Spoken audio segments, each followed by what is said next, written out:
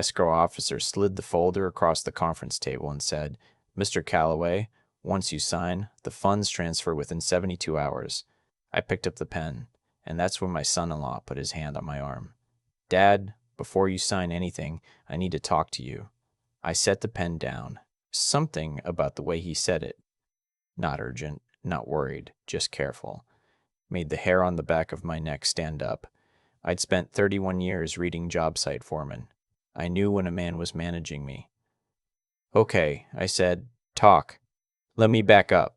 My wife Rosemary and I bought the house on Dunmore Street in 1987 for $94,000. It was a 3-bedroom ranch in a suburb of Phoenix that nobody cared about yet. We painted every room ourselves. She chose the colors. I built the deck out back. It took me 3 weekends and cost me 2 cracked knuckles.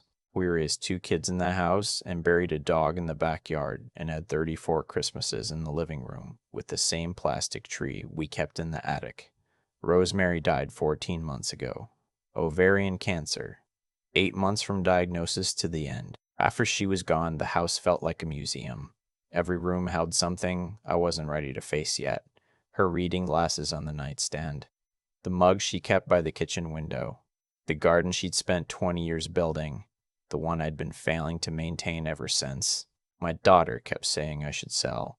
"Dad, you're rattling around in there alone. It's too big. It's too much to keep up."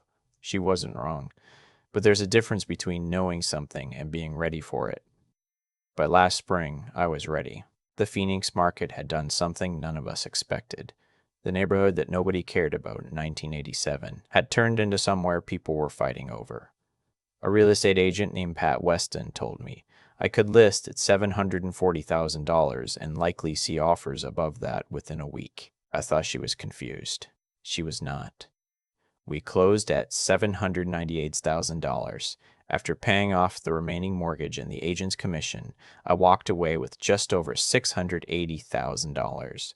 More money than I'd ever held in my life.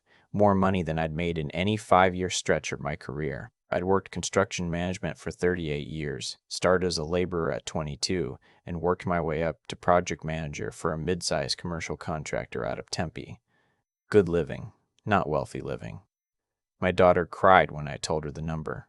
Happy tears, she said. She was proud of me, proud of her mother, proud of what we'd built together, literally and otherwise.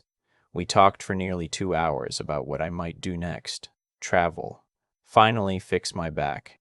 Maybe buy a smaller place with a little yard I could actually manage. My son-in-law called the following morning. His voice was different from my daughter's. She'd sounded relieved. He sounded like a man who'd been awake half the night running calculations. "We should talk, Dad. I've got some ideas about the money. Smart money, not just sitting in a savings account losing to inflation." He'd been calling me Dad for 11 years. I never loved it. "I've already got a financial advisor," I told him. "I'm meeting her next week." "Financial advisors are cautious by nature," he said. "They get paid to be conservative. But with an amount like this, you could do so much better." I told him we'd talk soon and got off the phone. He wasn't a bad man, exactly. He was a man who'd always believed he was smarter than his circumstances, and his circumstances had never quite caught up to what he believed he deserved. He'd done well enough. Managed a distribution center, made decent money, but he'd also made some investments over the years that hadn't worked out the way he'd planned. He talked about those investments the way some men talk about wars they fought in, like they defined him, like there was still a battle to be won somewhere. My daughter was different. She'd always had her mother's steadiness. She worked as a physical therapist, built her career methodically, loved her kids fiercely, and had the particular quality that Rosemary and I had always admired most. She never needed more than what she had, but she was also loyal to her husband in the way that good people are sometimes loyal to the wrong things. She trusted his read on situations. She deferred to his confidence when her own instincts might have told her otherwise. Rosemary had mentioned it once, maybe 3 years before she got sick, and the quiet way she had of saying important things. "He loves her," she said. I don't doubt that. But a man who's always chasing something can pull the people he loves into the chase with him. Just keep an eye on it. I hadn't thought about that conversation in years. I thought about it the morning after he called. The weeks that followed were pleasant enough on the surface. My daughter brought the grandkids over to help me pack. We sorted through Rosemary's things together, and that was hard, but good hard. The kind of grief that reminds you what mattered. My son-in-law showed up on moving day with his truck, which I appreciated. He was a capable man when he wanted to be, but he also kept finding moments, quiet ones between boxes and trips to the storage unit, to circle back to the money. Have you thought more about what we discussed? The thing is, with this kind of capital, you could be generating income instead of just preserving it. I did some research on a property, mixed-use building. The numbers are legitimately strong. Each time I said some version of the same thing, I was meeting with my advisor. I had a plan. I wasn't interested in real estate right now. Each time he nodded and let it go, and then brought it back up 20 minutes later from a slightly different angle. I noticed my daughter getting quieter around the edges of these conversations. Not disagreeing, but not quite agreeing either. She'd refill someone's coffee or find a box to carry, and the conversation would reset. 2 weeks after closing, my son-in-law called and asked if we could have dinner, just the three of us, no kids. He said he wanted to share something important before he made any final decisions about the money. We met at a steakhouse he liked in Scottsdale, the kind of place with leather booze and a wine list the size of a paperback novel. He ordered a bottle of Cabernet without asking either of us, which was a small thing, but it settled in me like a stone. He brought documents, an LLC operating agreement, a projected return schedule, a property appraisal. The building was a commercial space in a Tempe neighborhood that was supposedly on the verge of transforming. He wanted $300,000, a partnership, my capital, his management expertise. Think of it as keeping it in the family, he said. This money stays close, it grows, and when we sell in 5 to 7 years, you're looking at doubling your investment minimum. I ate my steak. I looked at the documents. I asked a few questions about the tenants, the lease terms, the property's history. He had answers for everything. He always had answers for everything. He always had answers for everything. I'll think about it, I said. His face tightened for just a second before he smoothed it back into confidence. The window is short on this one. The sellers have other interest. Then they have other interest, I said. My daughter was very quiet on the drive home. I hugged her in the parking lot and told her I loved her and that I'd call in the morning. She held on an extra second before letting go. I called my financial advisor, a woman I'd been working with for 6 years, methodical and unimpressed by enthusiasm. The next day, I told her about the opportunity. I described the documents. I read her the projected numbers. She was quiet for a moment. "Gene," she said, "those return projections aren't realistic for that type of property in that market. Not even close. Can you send me the appraisal?" I did. She called back 2 hours later. "This appraisal is from a firm I don't recognize. I called around. Nobody I spoke to has heard of them. The methodology is unusual." She paused. "I don't want to alarm you, but I think you should have an attorney look at the LLC documents before you do anything else. I called my state attorney that afternoon. He called me back the next morning. "Gene, I need you to come in." I sat across from him in his office downtown, and he walked me through what he'd found. The LLC had been filed 3 weeks before my house closed. My son-in-law was listed as managing member. There was a second member listed, a name I didn't recognize, which my attorney said was a holding company registered in Nevada that traced back to a business associate of my son-in-law's. A man who'd been involved in 2 civil suits related to real estate fraud in the past decade, both settled out of court. The operating agreement I'd been given to sign included a clause buried in subsection 7(c) that would have granted the managing member, my son-in-law, unilateral authority over all capital distributions, including the right to defer investor returns indefinitely based on market conditions as determined by the managing member. My attorney put the document down and looked at me over his glasses. "If you'd signed this, Gene, you would have had essentially no legal recourse to recover your money." I drove home in a way I can only describe as underwater, mechanical, hands on the wheel, eyes on the road, brain somewhere else entirely. I thought about Rosemary's garden, how I'd been watering it wrong since she died. Not enough in the right places, too much in the wrong ones, and things had been quietly failing while I tried to keep up appearances. I thought about how she'd have looked at me right now, not with anger, with that particular stillness she had that meant You already know what to do.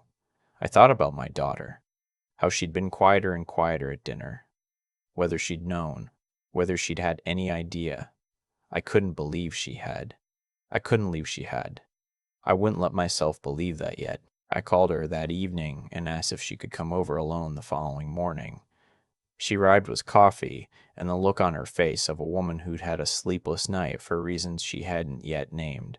I showed her everything: the LLC filing date, the second member, the civil suits, the clause in subsection 7C. I didn't editorialize. I laid it out the way I would have laid out a discrepancy on a construction contract. Here's what the document says. Here's what it means. She read everything twice.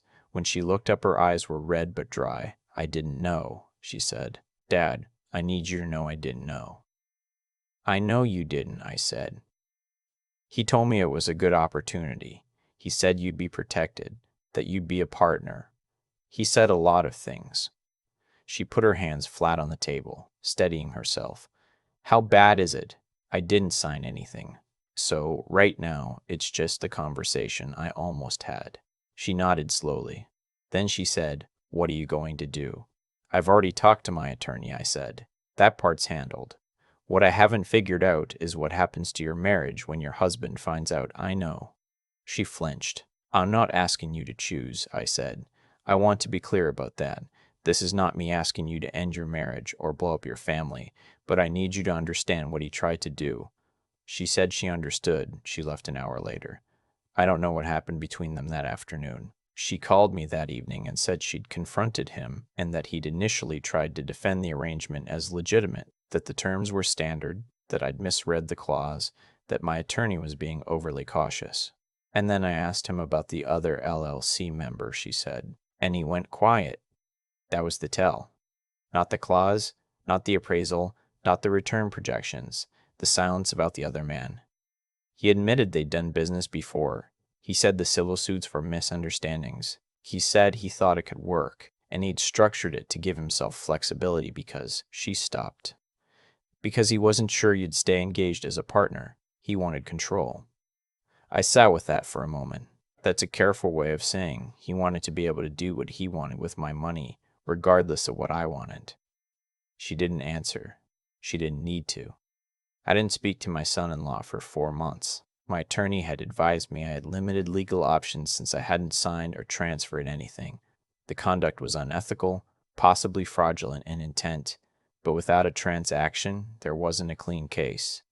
What I could do, he said, was document everything and be watchful. I was watchful. I also called Pat Weston, the real estate agent who'd sold my house. I'd liked her. Practical woman, no nonsense, knew the market cold. I mentioned that I'd had a near miss with an investment and was looking for something simple, maybe a small rental property, something straightforward, something I could manage with help. She found me a 2-bedroom house in Mesa. Clean, well-maintained, solid rental history. I paid $310,000 cash. It rented for $1,800 a month the day it was listed. My financial advisor put the remaining capital into a mix of index funds and treasury bonds that she called boring by design. I told her boring by design was exactly what I wanted. I bought a smaller place for myself in a quiet neighborhood in Chandler. No yard to maintain, manageable HOA.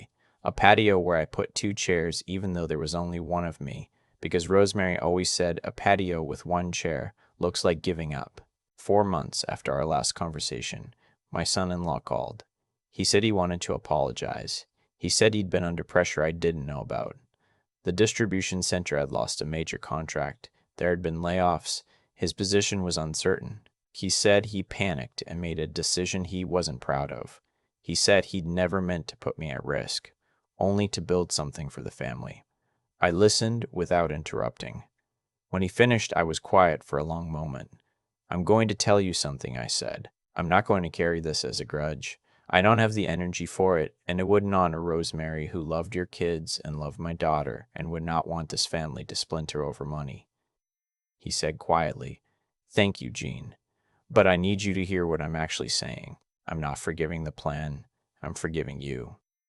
Those are different things. The plan was to take money from a 71-year-old widower, by burying a clause on page 9 of a document you hoped I wouldn't read carefully.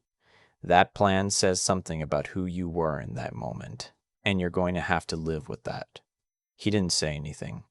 What I want from you going forward, I said, is honesty, not strategies, not opportunities. If your job is in trouble, tell me your job is in trouble. If you need help, ask for help like a man who trusts the person he's asking. Don't architect it. He said he understood. I said I'd believe him when I saw it, not before. My daughter told me later that he'd cried after that call. I didn't know how to feel about that, so I set it aside. The grandkids came over for Thanksgiving that year, the first one since Rosemary died. My son-in-law was quiet at dinner, helpful with the dishes, careful with me in the way people are when they're earning something back. I didn't make it easy, and I didn't make it hard. I just let it be what it was. After the kids were in bed and my daughter was cleaning up, he came and sat next to me on the patio. The two chairs. We didn't say much. He asked how the rental was doing. I told him fine. He said that was good. I said yes, it was. It was a small thing, but small things were where we had to start. There was a moment, maybe a month later, when I was walking through the neighborhood in the early morning. I'd gotten into the habit since Rosemary died, something to do with my hands and my legs, and I passed a house that had a garden out front that reminded me of hers, not identical, but the same philosophy. Things planted with intention, color where it made sense, nothing showy, nothing wasted. The woman who lived there was out working in it. We'd waved before. She saw me slow down and said, "She knows what she's doing, right? Whoever planted this." "She did," I said. "She's gone now." The woman looked at me. "I'm sorry. Were you married long?" 43 years. She nodded like that meant what it meant. I walked home and stood in my kitchen for a while with my coffee going cold. Then I got out. Rosemary's recipe box, cardboard, held together with a rubber band, handwriting on the cards that I'd never learned to replicate, and I made the soup she used to make in October, from scratch. Badly. The first time. Money, I learned, had a way of revealing architecture. Not belzing it, not destroying it, just illuminating what was already there.